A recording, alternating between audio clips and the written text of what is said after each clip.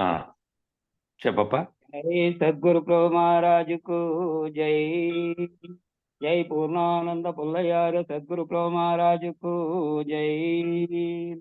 गुरु ब्रह्मा गुरु विष्णु गुरुदेवो महेश्वरः गुरु साक्षात् परब्रह्मं तस्मै श्री गुरुवे नमः।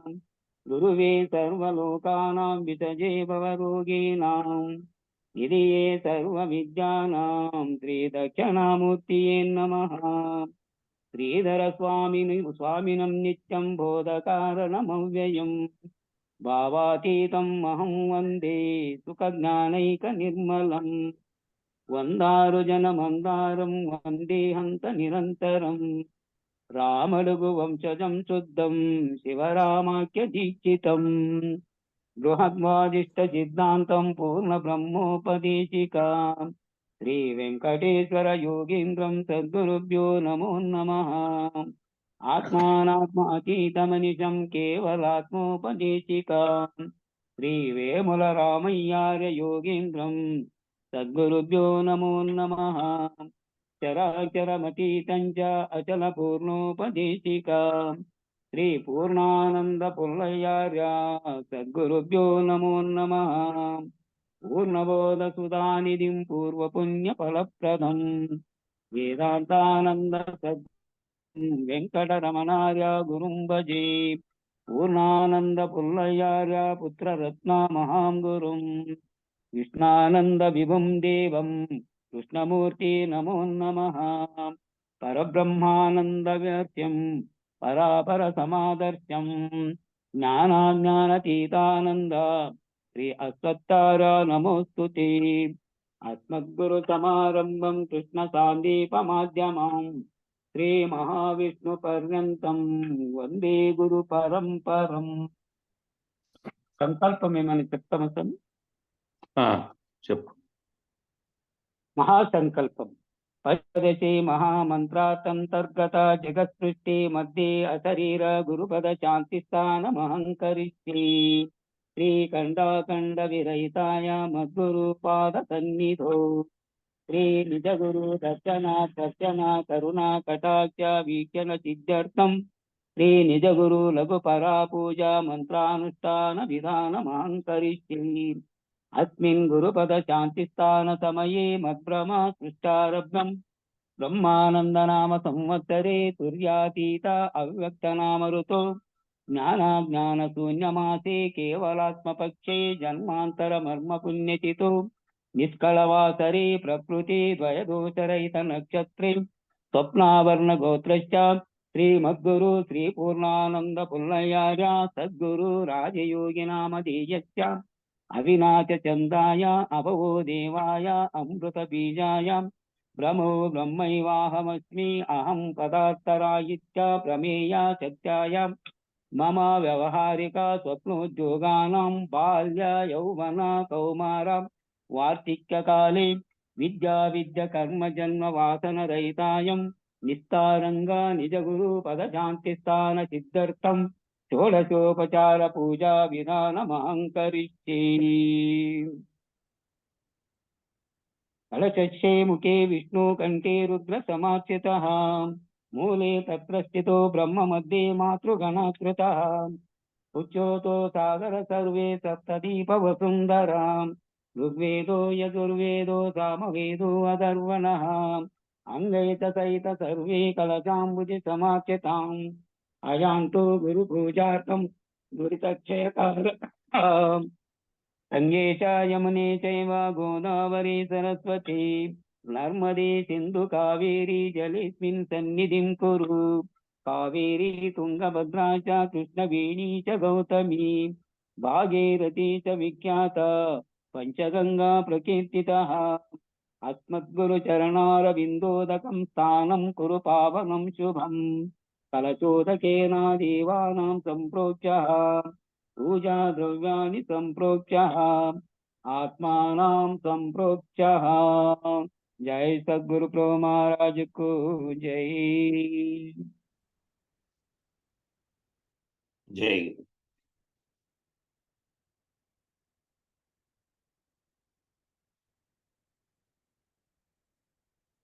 ఆ, నిన్న మనం బ్రహ్మానందం పరమసుఖదం కేవలం జ్ఞానమూర్తిం అనే శ్లోకం దాకా అయిపోయింది. ఇంకా గురు పూజ షోడశోపచారములు ఆ 16 ఏవి గురు పూజలో మనం చేసేటివి షోడశోపచారములు అనేటివి ఇక్కడ ఇచ్చాడు.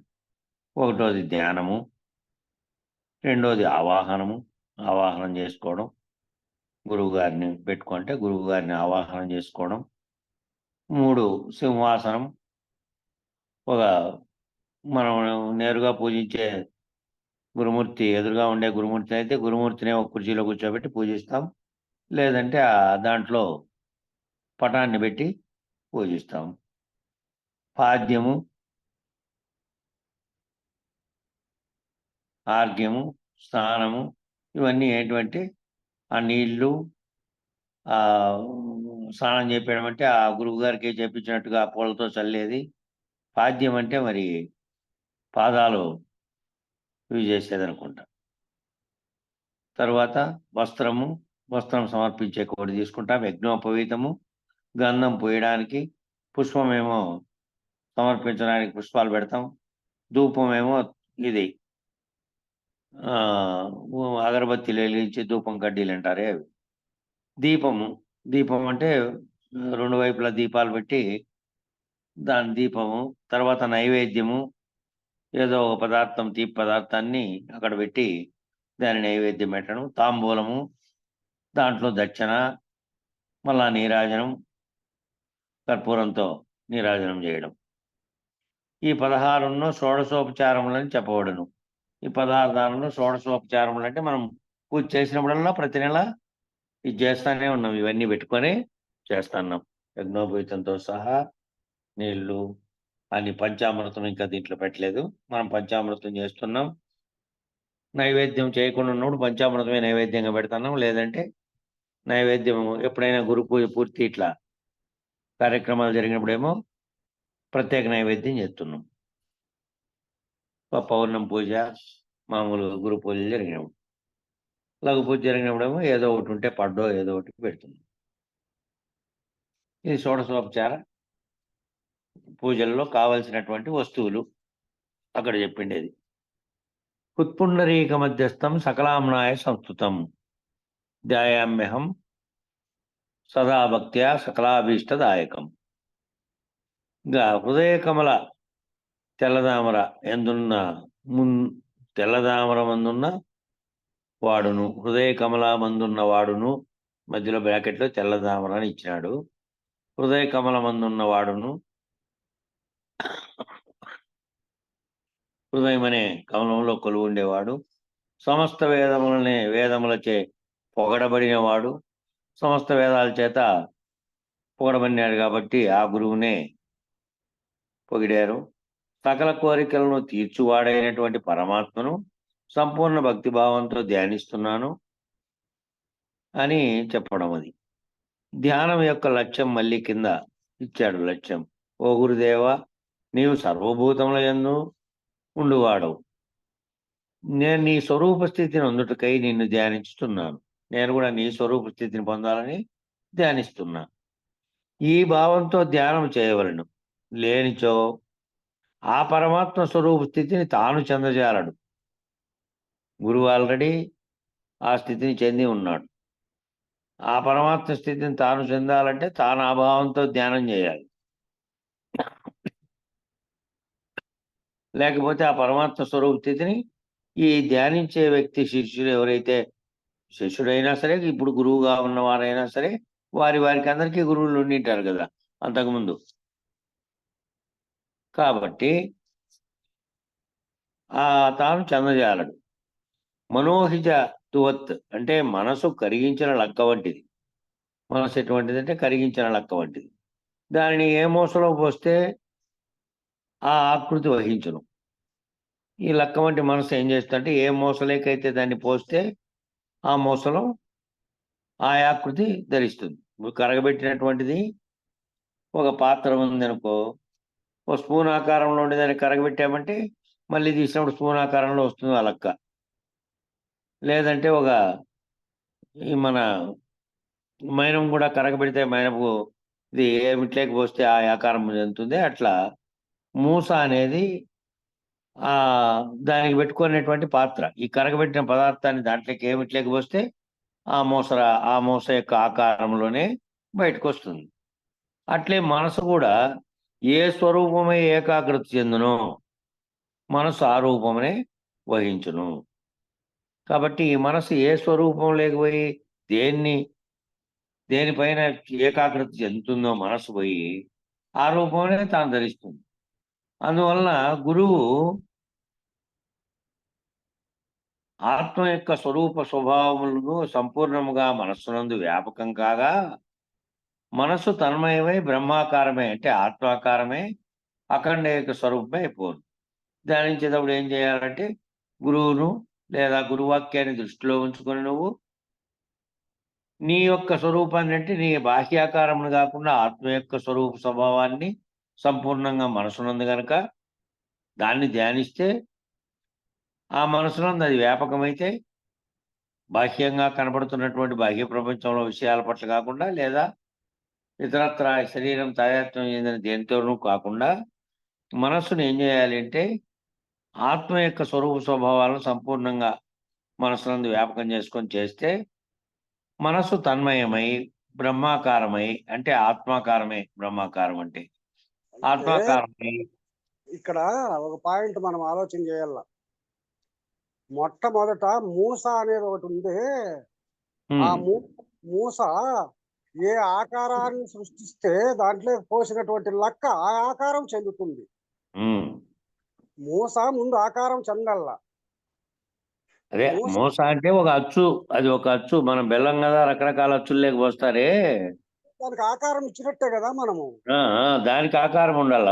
దాని ఆకారం ఇస్తేనే అది ఆ అచ్చు పోతుంది. అందుకు మన మనసులో కూడా ఏ ఆకారాన్ని గురించి ఏ దాని గురించి మనము మనస్సు నిలిపి ధ్యానం చేస్తామో ఆ ఆకారాన్ని మనస్సు పొందుతుంది. అది ఆ పాయింట్. అట్లా గురువు అని చెప్పారు. గురువును ధ్యానించుకుంటూ ఆత్మ యొక్క స్వరూప స్వభావాలను సంపూర్ణంగా మనసు నుండి వ్యాపకం చేసుకుంటే మనసు తన్మయమై బ్రహ్మాకారం అంటే ఆత్మాకారమై అఖండ ఎరుక స్వరూపమే అయిపోతుంది. కాబట్టి ఆ మూస ఏంది అంటే నువ్వు మూసలో ఏవేవో వస్తువులను ఊహించుకుంటే మళ్ళా నీ అనుభవాల్లో ఉండేటువంటి వస్తువుల్ని అనుభవాల్లో వచ్చినటువంటి వేరేటి ఉపయోగించుకోకూడదు. అప్పుడు ఆ ఆకారం లేకపోతుంది. దేన్ని ధ్యానించినావో అది ఆ ఆకారం. కాబట్టి నువ్వు ఆత్మాకారాన్ని ధ్యానిస్తే ఆత్మస్వరూప స్వభావాలను దాంట్లోకి పోతుంది. ఆత్మాకారం అవుతుంది. అదే బ్రహ్మాకారమే అది. అఖండ ఎరుక స్వరూపం కూడా అదే. ఆ ఆత్మాకారం అంటే అదే అఖండ ఎరుక స్వరూపం. వ్యష్టిలోనేమో ఇక్కడ ఆత్మగాను సమిష్టిలో పరమాత్మగాను ఉన్నటువంటి అఖండ ఎరుకగా ఉంది అక్కడ. ఇక్కడేమో ఖండాఖండములుగా ఉన్న ఎరుక మొత్తం పరమాత్మకు తీసుకుంటే అఖండ ఎరుక. ఆ అఖండ ఎరుక స్వరూపమే అయిపోతుంది. ఇదే ఆత్మ సాక్షాత్కారం. అప్పుడు ఈ అఖండ స్వరూపం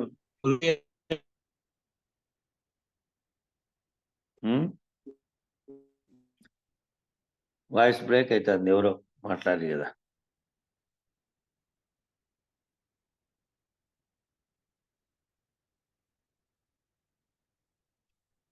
ఎవరు అన్మ్యూట్ చేసుకొని మాట్లాడండి. మరి మాట్లాడి మళ్ళీ కట్ అయిపోయారా? వయసు రాలేదులే కానీ జరగని. అప్పుడు ఈ అఖండ స్వరూపుడే తానే అనుభావం ఆరూఢమగును. అప్పుడు ఏమవుతుంది? అఖండ స్వరూపంగా ఉన్నది తానేను, వ్యష్టిగా ఉన్నది తాను గనక అఖండ స్వరూపంగా ఉన్న దానిని ధ్యానించి ఆ రూపం పొందితే తానే అది అయి ఉన్నాను.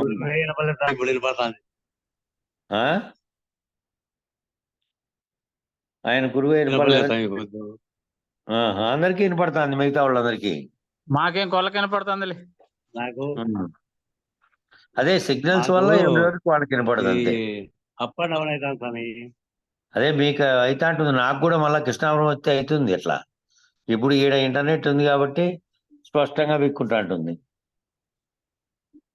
హైదరాబాద్లో ఉన్నా కాబట్టి మళ్ళీ ఇంకా రేపటి నుంచి అక్కడికి వచ్చిన తర్వాత మామూలే. అంటే పైకి పోతాం, వాడు పైకి పోతే ఆడ సిగ్నల్స్ ఉంటాయి. ఊర్లోనే టవర్ ఉంది కాబట్టి అంత తక్కువేం రాదు అడుగునాను. సరే, ఈ అఖండ స్వరూపుడు తాననే అనుభావము ఆరూఢమవుతుంది. అట్టి ఆరూఢత చెందిన వానికే పరిపూర్ణ బోధ గనుక పరిపూర్ణ బోధ యందు షోడశోపచార పూజలలో ధ్యానమే ప్రధానమైనది. మిగతావన్నీ దానికి అంగములు మాత్రమే అని తెలియవలెను. ఈ విధంగా ఆత్మసాక్షాత్కారం అఖండ స్వరూపుడైన భావం కలిగి ఆ భావము అట్లా ఆరూఢం అయ్యే వరకు, ఆరూఢం కావడం అంటే ఎప్పటికీ కూడా మామూలుగా వ్యవహరించేటప్పుడు కూడా తా అఖండ స్వరూపుడు అనేటువంటి భావమే ఎక్కువ మెదులుతూ అట్లే ఆరూఢం చెందాలి అని అంటే అది ఎప్పుడూ అదే భావనలో ఉండాలి. అట్లా భావనలో ఉంటూ ఉంటూ పోతే తాను వెష్టిగాను ప్రపంచ విషయాలతో తాదాత్మ్యం చెందుతూను శరీరం నేననే భావనలో నుంచి తొలగిపోయి ఈ అఖండ స్వరూపుణ్ణి అనే భావం కలగాలంటే, అదే ఆత్మసాక్షాత్కారము బ్రహ్మాకారము కావాలంటే నిరంతరం ఆ భావనలో ఉండంగా ఏమైపోతాడంటే అదే స్వరూపుణ్ణి అనే భావం ఏమవుతుంది, ఆరూఢం అయిపోతుంది. ఆరూఢము అంటే స్థిరపడిపోతుంది మనసులో. అట్టి ఆరూఢత చెందిన వారికే పరిపూర్ణ బోధ కనుక ఆ విధంగా ఆరూఢత చెందిన వానికి, ఆ విధంగా ఆరూఢత చెందిండేవాడైతేనే వానికే పరిపూర్ణ బోధ ఇది చెప్పేది కనుక. ఎందుకంటే తన ఆత్మానాత్మల విచారం చేయకుండా తాను ఆత్మస్వరూపుడుగా వ్యష్టిగా ఎట్లుంది, అఖండంగా ఎట్లుంది, ఈ అఖండ ఎరుక నిర్ణయమైన తాను అఖండ స్వరూపుడని గనక ఆ స్థితి వరకు తెలుసుకోలేకపోతే ఆ బోధ అనేది పరిపూర్ణంగా తాను ఆరూఢత చెందలేడు. బోధ తెలిసింటుంది, గురువుగారు చెప్పినప్పుడు వినింటాడు, మళ్ళా పాడుకుంటాడు, మళ్ళా గ్రంథంలోదంతా చదువుకుంటాను ఉంటాడు. తాను అదే భావనలో ఆరూఢత చెంది మళ్ళా దీంతో తాదాత్మ్యం చెందకుండా దిగి రాకుండా ఉండాలి అంటే అట్టి ఆరూఢత కనుకుండేవానికి గనక పరిపూర్ణ బోధ పూర్తిగా ఇది తెలియబడితే పరిపూర్ణ బోధ యందు షోడశోపచార పూజలలో అన్నిటికంటే ధ్యానమే ప్రధానమైంది. ఎందుకంటే దాంట్లో ఉండేటప్పుడు కూడా ఆ ధ్యానం దాని మీద నిలబెట్టి దాంట్లో వస్తున్నటువంటి శ్లోకాలు, దాంట్లో వస్తున్నటువంటి మధ్యలో పూజలో వస్తున్నటువంటివి కూడా దరువులు ఉన్నాయి కదా. మళ్ళీ ఆ దరువుల్లో ఏం చెప్తున్నారు, ఆ దరువుల్లో నువ్వు ఎట్లా లేవో అది ఎందుకోసం మళ్ళీ ఆ ఆరూఢత చెందే కోసమే ఈ పూజ అంతా పెట్టారు. లేకపోతే ఒకసారి సంవత్సరానికి ఒకసారి జరిగింది కదా అని మళ్ళీ ఊరికే ఉండట్లే. పౌర్ణానికి పూజ పెట్టుకుంటున్నాం, ఆ పూజ నాడు మళ్ళీ పూజ ఒక విధానం బుక్ అంతా అవుతున్నాం. ఎందుకోసం అంటే ఆ చెప్పినటువంటి గురువు పట్ల ధ్యానము లక్ష్యం పెట్టుకోవడం ఒకటి, దాని పట్ల. రెండో అంశం ఏమిటి అంటే దాంట్లో బోధించినటువంటి గురువాక్యాలను తలుచుకొని తాను అఖండ స్వరూపంగా ఆ విధంగా తానే పరమాత్మ స్వరూపుడు అనేది తెలియబడి మళ్ళా గురువాక్యం చేత ఏదైతే నీకు తెలిసిందో పరిపూర్ణ బోధలో దాంట్లో అది కూడా ఒక రకమైనటువంటి పరోక్షమైనటువంటి ప్రత్యక్షంగా పూజగా చేస్తున్నప్పటికీ అందులో కూడా విచారణ ఉంది కాబట్టి దాంట్లో ఆరూఢత చెందుతారు అని చెప్పి అది చేస్తున్నాం. కాబట్టి అట్టి ఆరూఢత చెందిన వానికే ఇది కాబట్టి షోడశోపచార పూజలలో ధ్యానం అనేది ప్రధానమైంది. ధ్యానంగా తాను ధ్యానించేది గురుస్వరూపాన్ని ధ్యానిస్తుంటాడు కాబట్టి అది ప్రధానమైనది. మిగతావన్నీ దానికి అంగములు మాత్రమే. ఈ మిగతా సామాన్లు అవి ఇవి కావాలని చెప్తే ఆ ధ్యానం ప్రధానమైంది. మిగతాటువంటి సమకూర్చేటివన్నీ పూజా విధానంలో వాడుకుంటున్నటువంటి పూలు గీలు ఇవన్నీ పక్కన పూజలో ఈ మిగతా అంగాలు మాత్రమే అవి అని తెలియవలెను. శ్రీమణి మాంబా సమేత శ్రీ మద్గురు అచల ఋషి ప్రబోధానంద మల్లు వెంకటరెడ్డాఖ్య రాజయోగి స్వగురు పరమగురు పరమేష్ఠి గురు సద్గురు నిజగురు పరిపూర్ణ గురు పరబ్రహ్మణే నమః. మనకు మామూలుగా ఉండే చోట ఈడేం చేశారంటే వీళ్ళ గురువు చెప్పుకున్నారు. ఈయన మనం చెప్పేటప్పుడు శ్రీ వెంకటామ సమేత శ్రీ పూర్ణానంద పుల్లవార్య స్వగురు పరమగురు పరమేష్ఠి గురు సద్గురు నిజగురు పరిపూర్ణ గురు పరబ్రహ్మణే నమః అని మన గురువు గారిని, అట్లా ఎవరెవరు గురువు అయితే వాళ్ళ గురువు గారిని దీంట్లో చెప్పుకుంటారు. ఇక్కడ ఈ గ్రంథం రాసిన ఆయన వాళ్ళ గురువు గారిది చెప్పుకున్నాడు. శ్రీ సద్గురు ధ్యానం సమర్పయామి, శ్రీ సద్గురునకు ధ్యానం సమర్పించుతున్నాను అని చెప్పి ఆ ధ్యానాన్ని సద్గురుకు సమర్పించేది అది. ఇంకా ఒకటోది ధ్యానం అనే అంశం. రెండో అంశం ఏంది? షోడశోపచార దానంలో 16 చెప్పారు. ఆ 16 వివరణ వస్తున్నాయి.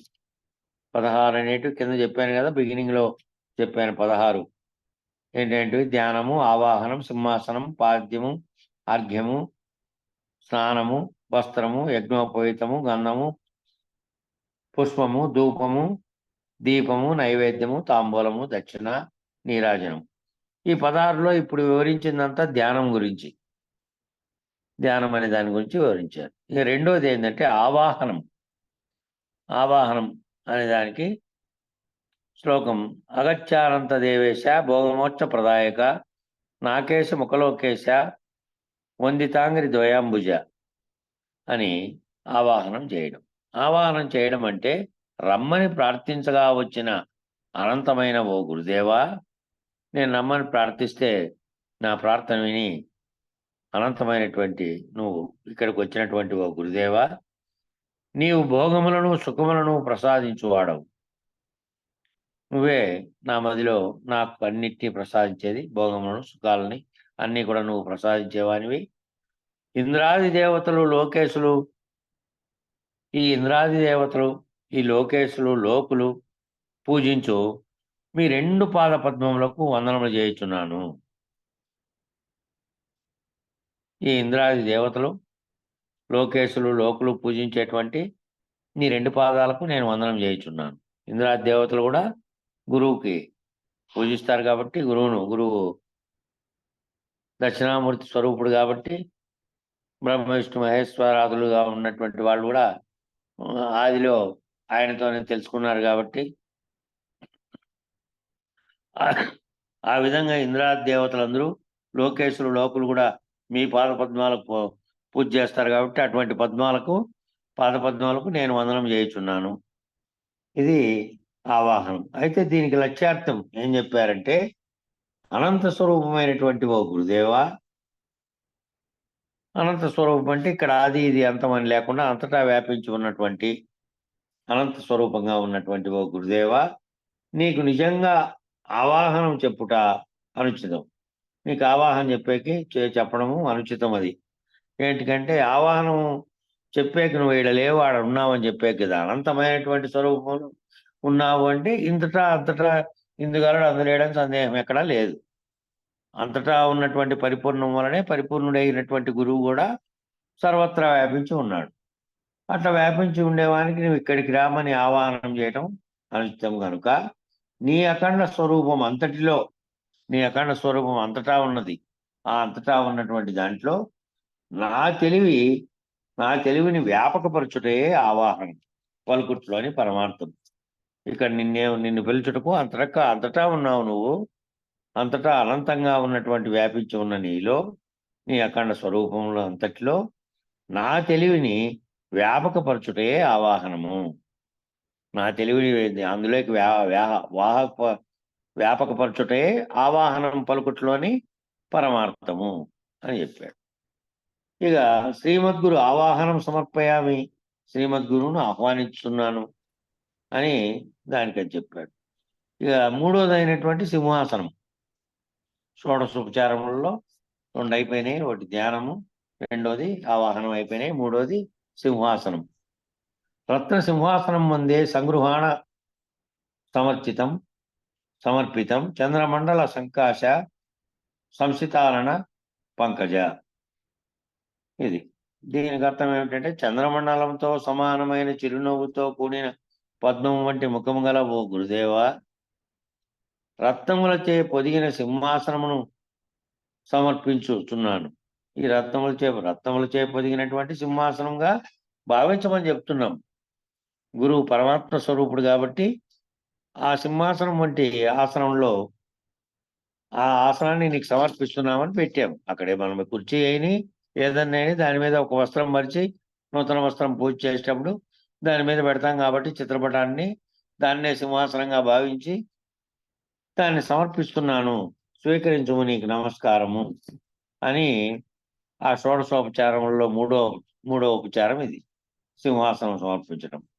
శ్రీ సద్గురు రత్నఖచిత సింహాసనం సమర్పయామి అంటే శ్రీ సద్గురులకు రత్నముతో పొదిగినటువంటి సింహాసనాన్ని సమర్పించుచున్నాను అని అర్థం. అయితే లక్ష్యార్థం ఇచ్చారు ఇక్కడ. స్వామి, సర్వవ్యాపకుడవు నీవు కూర్చున్నటకు ఎంత పెద్ద సింహాసనమును చూపినా నీకు చాలదు. సర్వవ్యాపకంగా ఉన్నప్పుడు, భౌతికంగా ఉన్నప్పుడు కదా నువ్వు ఇంతే ఉన్నావు, నీకు ఈ కుర్చీ సరిపోతుంది సింహాసనం అనేకి. సర్వవ్యాపకంగా ఉన్నావు నువ్వు. ఆ సర్వవ్యాపకంగా ఉన్న మీకు ఎంత పెద్ద సింహాసనం అని చూపినా మీకు చాలదు.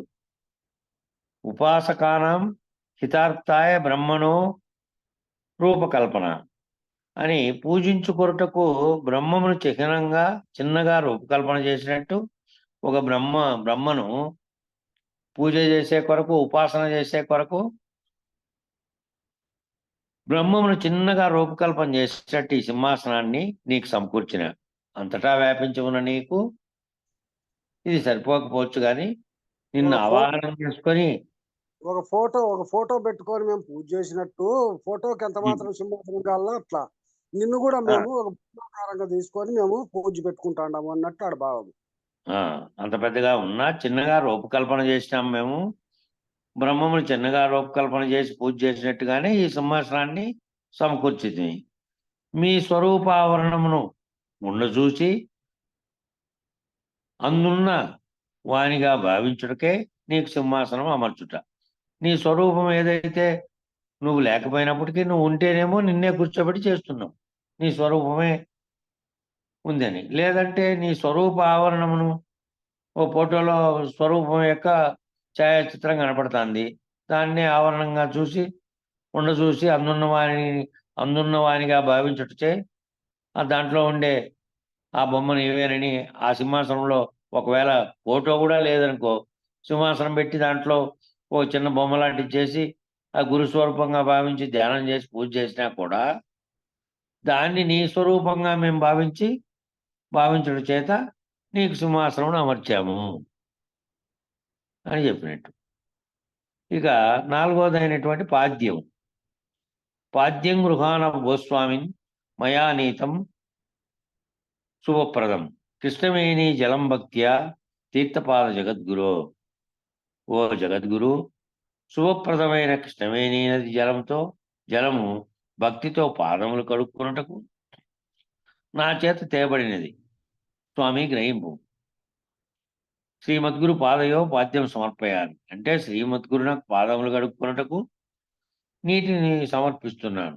అది కృష్ణవేణి నది పవిత్రమైనటువంటి జలమును తీసుకొచ్చి పాదములు కడుక్కుంటూ నా చేత తేబడినాయి స్వామి, గ్రహింపుమని పాదాలు కడిగాక నీళ్ళు ఇచ్చినట్టు. ఇక ఐదవది అర్ఘ్యం దాస్వామ్యహం భక్త తవపాని తలే విభో గోదావరి జలం హేమ కలశస్థం సువాసితం.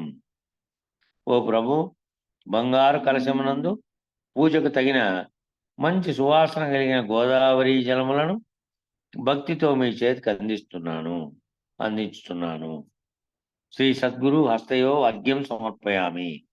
శ్రీ సద్గురు పూజకు తగినటువంటి జలాన్ని సమర్పించుతున్నాను, సువాసన కలిగినటువంటి జలం. ఇంకా తదుపరిది ఏంటి అంటే ఆరోది ఆచమనీయం. ఆచమ్యతాం మయా దత్తం హే గురో యమునా జలం త్వదర్థం కృపయా భావ తవ బాధా నికృంతనః. హే గురు, మీ కృపచేత పుట్టుకైన బాధను తిరిగి జన్మ లేకుండానట్లు చేయుటకు పుట్టుకైన బాధను లేకుండా ఛేదించుకుంటూ కొరకు నీటిని అరచేతిలో గైకొని వార్చుటకు నాచే యమునా జలం చేయబడినది. ఆచమనీయం.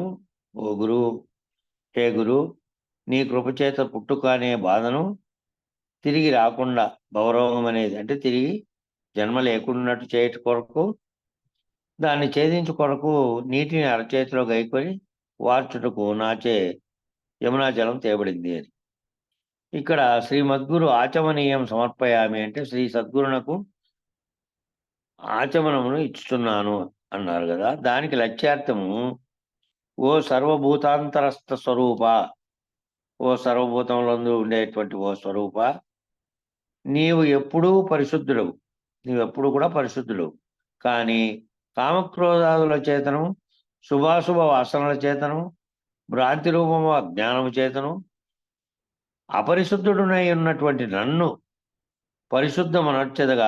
మనర్చెదవుగా కానీ నన్ను నిన్ను వేడుకొనుటయే నీకు ఆచమనీయ ఆర్ఘ్య పాద్యాదులను అర్పించుట్లో గల పరమార్థం.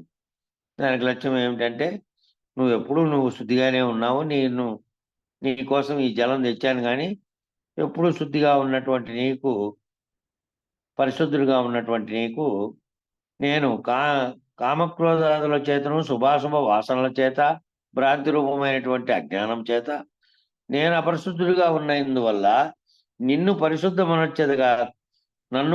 మనర్చెదవుగాక అని నిన్ను వేడుకుంటూ నీకు ఆచమనీయము ఆర్ఘ్యపాదాదులను అర్పించుకుంటలో గల పరమార్థంగా నేను అర్పించుకుంటున్నాను అనేది లక్ష్యార్థం. ఇంకా పంచామృత స్నానం. శర్కరారధి మధ్వాజ్య క్షీరమిశ్రమ మిదం విభో పంచామృతం మయా దత్తం స్నానం కురు జగత్పతే. ఓ గురు, చక్కెర, పెరుగు, తేనె, నెయ్యి, పాలు కలిసినటువంటి మిశ్రమమును పంచామృతము నాచే ఇవ్వబడింది. ఓ జగత్పతి, పంచామృత స్నానం చేయం. శ్రీమద్గురు పంచామృత స్నానం సమర్పయామి. శ్రీమద్గురునకు పంచామృత స్నానం సమర్పించబడినది. లక్ష్యార్థం ఏమిటంటే నీవు అశరీర గురుడవు కదా, నీకు స్నాన మజ్జనాదులు ఎందుకు? కానీ రాగద్వేషాది దోషములతో కూడి ఉన్న నేను నిర్మల చేతస్కుడగుటకు నీకు పంచామృత శుద్ధోదక స్థానములు అర్పిస్తున్నాను. నేను శుద్ధి కావడానికి, నేను రాగద్వేషాలతో కూడినటువంటి ఉన్నాను కాబట్టి నేను నిర్మల చేతస్కుడవుటకై నీకు పంచామృత శుద్ధోదక స్నానం అర్పించున్నానని లక్ష్యార్థం. ఇక శుద్ధోదక స్నానం. తప్త కాంచన కుంభస్థం కించిదుష్టం సువాసితం మయానీతం జహ్ను కన్యా జలస్నానం కురు ప్రభో. బంగారు కొండలో కొద్దిగా వేడి చేసిన సువాసనలతో కూడిన గంగాజలము, బంగారు కుండలో అంట గంగాజలము నాచే తేబడినది. ఈ తప్త కాంచన కుంభస్థం అనే దానికి అర్థం పైన చెప్పిన శ్లోకానికి. బంగారు కుండలో కొద్దిగా వేడి చేసినటువంటి సువాసనలతో కూడినటువంటి గంగాజలం నాచే తేబడి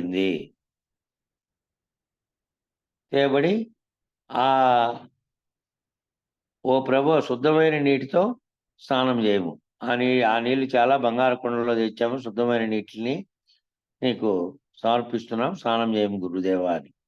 శ్రీమద్గురుకు శుద్ధోదక స్నానం సమర్పయామి అంటే శ్రీమద్గురునకు శుద్ధోదక స్నానం సమర్పించుతున్నాను అని. ఇక 7వదైనటువంటి వస్త్రయుగ్మం.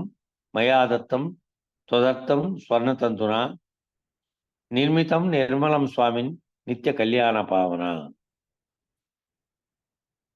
నిత్య కళ్యాణ పావనమైన ఓ స్వామి, నీ కొరకు నిర్మలమైన బంగారు జరీతో నేయబడినటువంటి 2 వస్త్రములు సమర్పించుతున్నాను.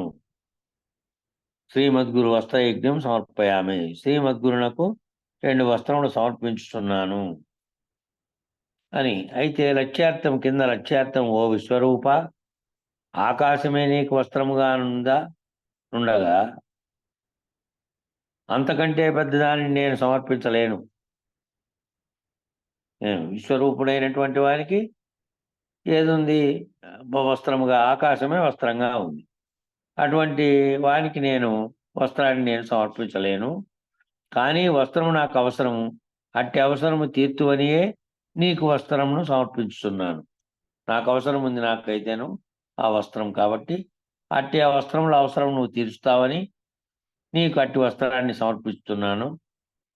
అవిద్యావరణమే వస్త్రముగా కలిగి ఉన్నాను నేనేమో అవిద్యావరణం అనేటువంటి అజ్ఞానపు వస్త్రాన్ని కలిగి ఉన్న అవిద్యావరణాన్ని వస్త్రంగా కలిగి ఉన్నా. ఈ అజ్ఞావరణమును తొలగించుతూ అనే ఈ అజ్ఞావరణాన్ని తొలగిస్తావు నువ్వు అని నీకు సువర్ణ పీతాంబరములు అర్పిస్తున్నాను. బంగారంతో అల్లినటువంటి బంగారపు వస్త్రాలను నీకు సమర్పిస్తున్నాను అని చెప్పాడు. యజ్ఞోపవీతం. ఇంకా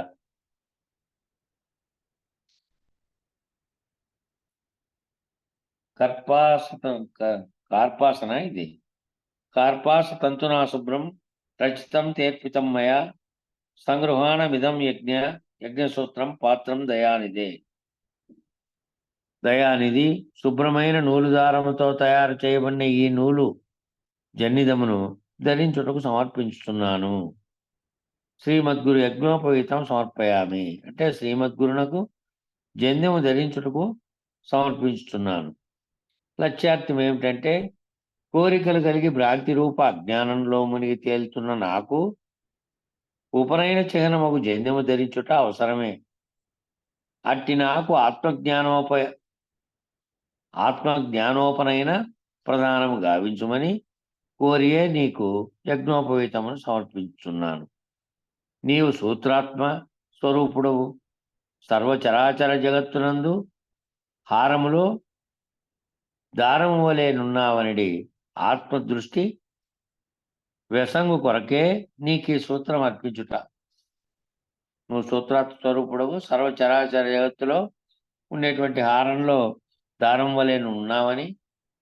బయటికి పూలే కనపడుతుంటాయి, హారము కనపడుతూ ఉంటుంది, దానికి ఆధారమైనటువంటి దారం లోపల ఉంటుంది. అట్లా ఉన్నావు నువ్వని ఆత్మదృష్టి వ్యసంగు కొరకే. ఆత్మదృష్టి వెంపగు కొరకేనా? ఇది వెంపగు కొరకేనేమో, చిన్న అక్షరాలు ఉంది. వెంపగు కొరకే నీకు ఈ సూత్రం అర్పించుట అని యజ్ఞసూత్రాన్ని అర్పిస్తున్నారు. సర్వాభరణ భూషణం అనేది తర్వాతది. కిరీటం కుండలం రత్న కంకణాదీని తేమయ సంగృహ్యతాం భూషణాన్ని అర్పితాని నిరంజన. ఓ నిరంజన, కిరీటము రత్నములు పొదిగినటువంటి కుండలములు, చెవులు పోగులు, ముంజేతి రత్న కంకణములు నాచే తేబడినాయి. ఈ భూషణములన్నీ గ్రహింపు. శ్రీమద్గురునకు సర్వాభరణ భూషణాన్ని సమర్పయామి. శ్రీ సద్గురువునకు సర్వాభరణములు సమర్పించుతున్నాను, అన్ని ఆభరణాలు సమర్పిస్తున్నాను అని చెప్తున్నాడు. ఇక 9వది గంధం. మలయాచల సంభూతం కర్పూర కలితం విభో విలేపనం తదర్థం భో గృహ్యతామర్పితం మయా. మలయ పర్వతమును పుట్టిన గంధము కర్పూరముతో కలిపిన విలేపనము మాచే తమ కొరకు తేబడినవి, సమర్పింపబడినవి, గ్రహింపుము.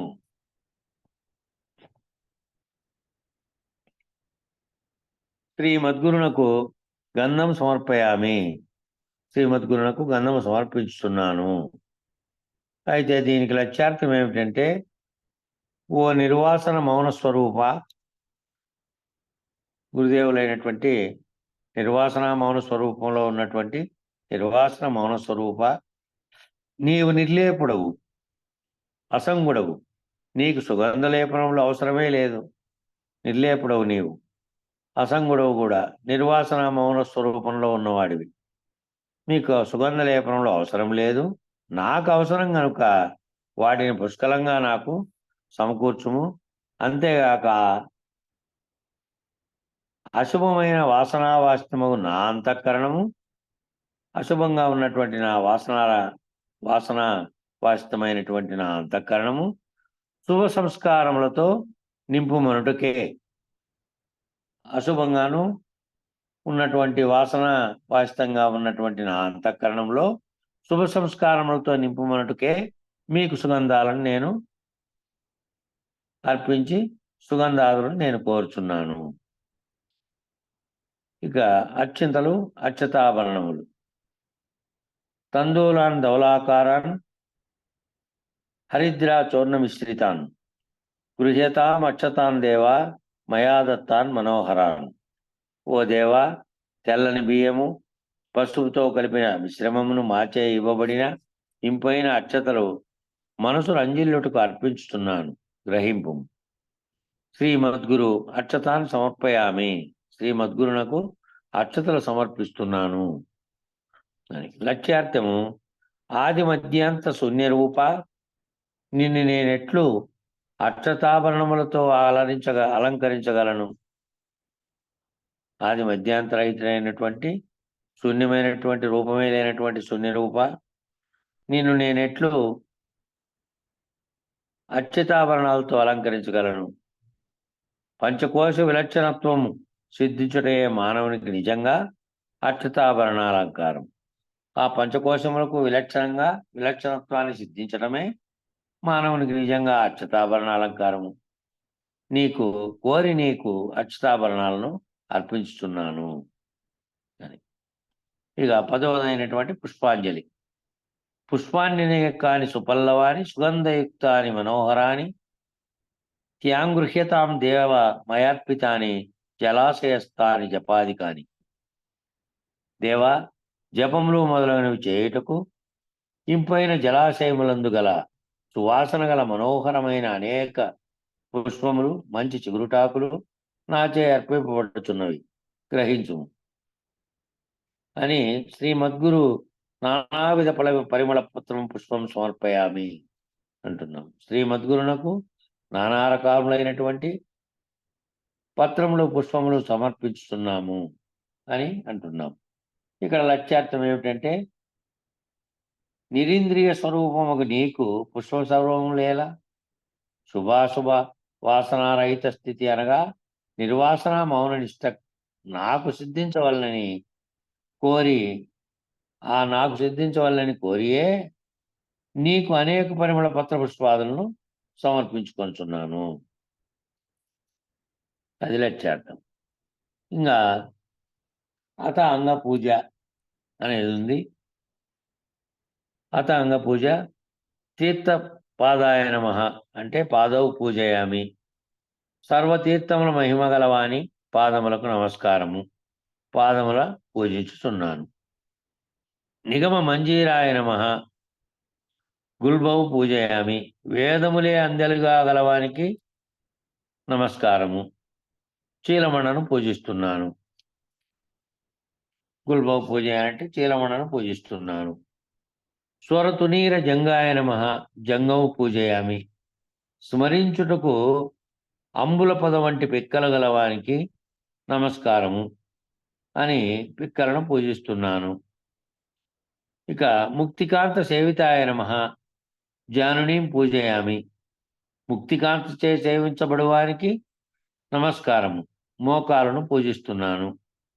జానునీం పూజయామంటే మోకాలను పూజిస్తున్నాను. రత్న సంబోరు యుగలాయ నమః ఉరుం పూజయామి. ఊరుం పూజయామంటే రత్నస్తంభముల వంటి తొడలు గలవానికి నమస్కారము, తొడలను పూజిస్తున్నాను. పులినతల జగనాయ నమః జగనము పూజయామి. ఇసుక తెన్నుల వలె ఉన్న పిడుగులు గలవానికి నమస్కారము, జగనములను పూజించున్నాను. మణికాంచిత కళా శోభితాయ నమః కటిం పూజయామి. ప్రకాశించు మనుల కళ్ళతో శోభిల్లు నడుము గలవానికి నమస్కారము చేయుచున్నాను, నడుమును పూజించున్నాను. గంభీర నాభి మండలాయ నమః నాభిం పూజయామి.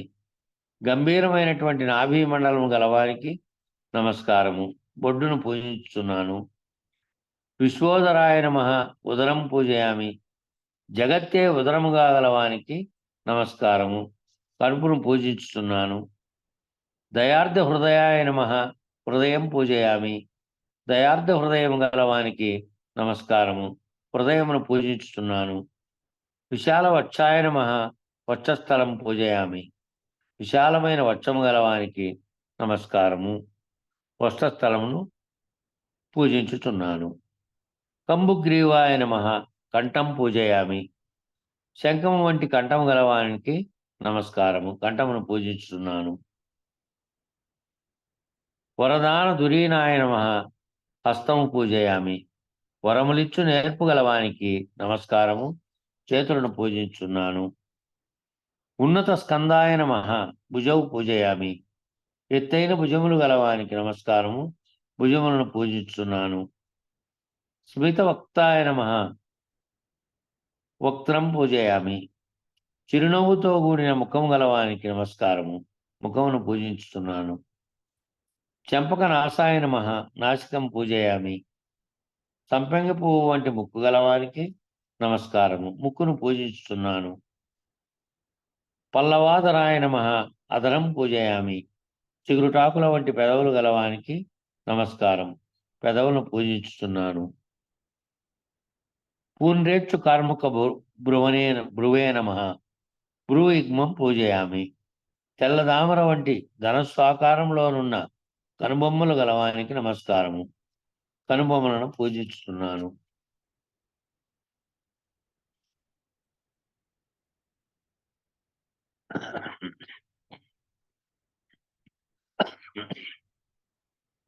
కరుణాకటాక్ష వీక్షణాయ నమః, నేత్రం పూజయామి. దయతో కూడినటువంటి కడగంటి చూపులు గలవానికి నమస్కారము, కన్నులను పూజించున్నాను. పుష్టకర్ణాయ నమః, కర్ణం పూజయామి. పటిష్టమైన చెవులు గలవానికి నమస్కారములు, చెవులను పూజిస్తున్నాను. ప్రాకాశుదాంశు వదనాయ నమః, ముఖం పూజయామి. పున్నమి చంద్రుని వంటి ముఖం గలవానికి నమస్కారము, ముఖమును పూజించుతున్నాను.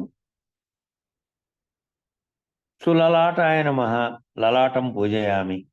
మంచి నొసలు గలవానికి నమస్కారం, నొసలను పూజించుతున్నాను. నీలకుంచిత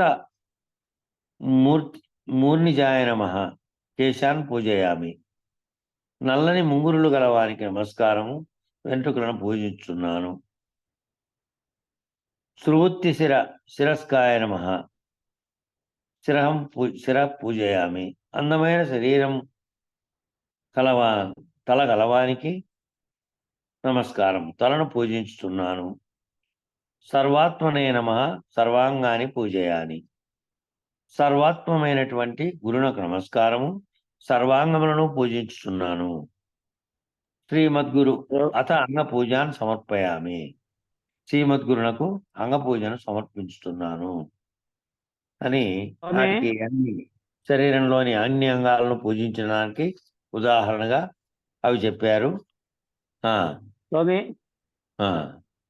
స్వామి చెప్పప్పా. ఇక్కడ 2 కితాలు ముఖం పూజయామి, వక్రం పూజయామి అని వచ్చింది కదా స్వామి. వక్రం పూజయామి నోరు కదా, అలా ముఖమని వేసినారు. ఇప్పుడు ప్రొద్దున నిద్ర మేల్కొని వద్దికి ఏ జంతి గురుని వక్రజనితము శుద్ధులు మృగముడు. శుద్ధులు అంటే వాక్యాలు. వక్రం పూజయామి అంటే కాదు, స్మిత వక్త్రాయ నమః అంటే, వక్త్రం పూజయామి అంటే చిరునవ్వుతో కూడిన ముఖము గలవానికి నమస్కారము, ముఖమును పూజించుతున్నాను అని అర్థం.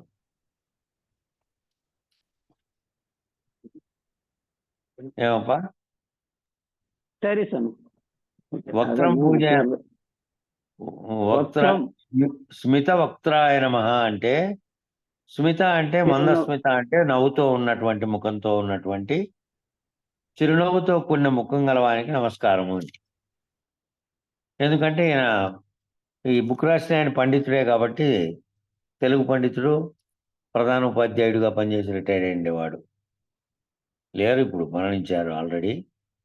ఆయన చాలా ఈ 2 భాషల్లో, సంస్కృత భాషలోను, తెలుగు భాషలో, ఇంగ్లీష్ భాషలో 3 పండితుడు ఈయన. అందువల్ల ఏం చేశాడంటే, మన బృహద్వాసిష్ట సిద్ధాంతము, దాని స్వరూప స్వభావాలు ఏంటివి అనే దాని మీద ఒక చిన్న గ్రంథాన్ని ఇటు తెలుగులోను అటు ఇంగ్లీష్లోను రెండిట్లోనూ రాశారు ఈయన.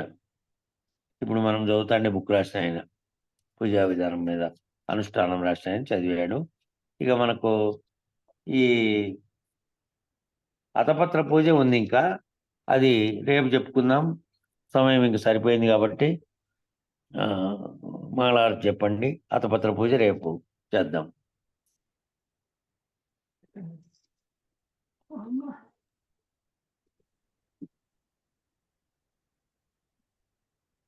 జై సద్గురు ప్రభు మహారాజుకు జై. మంగళం మహానుభావ మంగళం పరమ ప్రభు మంగళం పరిపూర్ణ రూప మంగళం గుణగణ విభో మంగళము నీకు గురువర మంగళము పాహి పాయి ముని జన వినుత మంగళము సుజన రక్షక మంగళము దేవదేవా మహనీయ గనుమి మంగళారతి మదినందు కొనుమి మంగళమిస్తేమి మహదాంకారం బోను బంగారమును హృదయ పళ్ళెరామున నుంచి నింగి నేలకు నెలగుచుండిన నెరుకని కర్పూరమునుగొని మంగళారతి మిస్తిమికమే మానుకొందుము ఎరుక చేష్టలు మహనీయ గొనుమా మంగళహారతి మదినందు కొనుమా.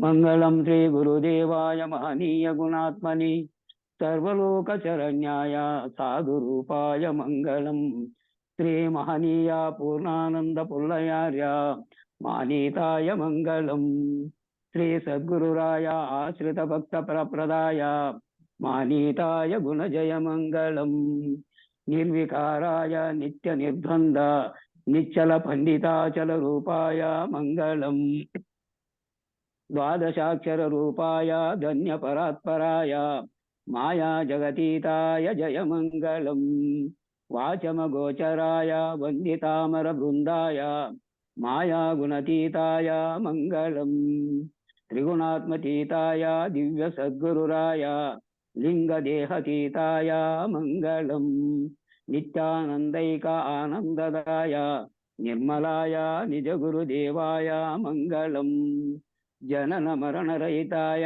జయప్రదాయ జయ సద్గురుదేవాయ మంగళం మంగళము నీకు సర్వేశ మంగళము మంగళము పరిపూర్ణాయ మంగళం సర్వం సద్గురు చరణారవిందార్పణమస్తు. జై సద్గురు ప్రభు మహారాజుకు జై. జై పూర్ణానంద పుల్లయార సద్గురు ప్రభు మహారాజుకు జై. ఇందుగల గురుభక్త మండలీకు జై. జై సాధు సత్పురుషులకు జై. ఓం శాంతి శాంతి శాంతి.